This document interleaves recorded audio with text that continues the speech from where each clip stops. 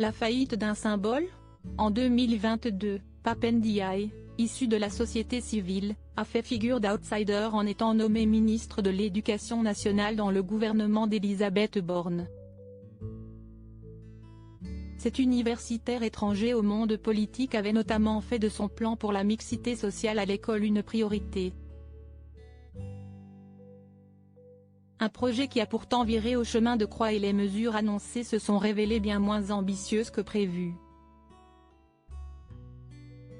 Sur la sellette à l'annonce d'un remaniement, la moitié de la sociologue Jeanne Lazarus a bel et bien été poussée vers la porte de sortie jeudi 20 juillet, laissant ainsi les clés de son ministère à Gabriel Attal.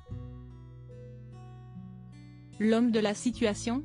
Pas vraiment, à en croire certaines critiques. Lors de la passation de pouvoir avec son prédécesseur, l'ancien ministre délégué chargé des comptes publics a ainsi dû se justifier sur sa légitimité à occuper ce nouveau poste, une crédibilité remise en cause au regard de son parcours scolaire. Oui, j'ai été à l'école privée, a-t-il lancé dans un premier temps, comme l'ont rapporté nos confrères de BFM TV. L'ancien locataire de Bercy a ensuite pesté contre ces remarques infondées. Selon lui, je n'ai pas à renier ou à m'excuser pour ce choix qu'ont fait mes parents à l'époque.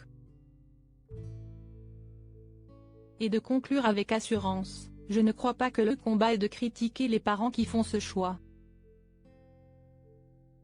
Le combat c'est au contraire de garantir que l'école, que toute l'école, puisse apporter à tous les parents l'essentiel de ce qu'ils attendent pour les enfants. Supérieur à qui sont les ministres du gouvernement Borne 3 ? Les professeurs sont encore méprisés. La nomination de Gabriel Attal aux commandes du ministère de l'Éducation nationale lui a donc valu quelques réserves.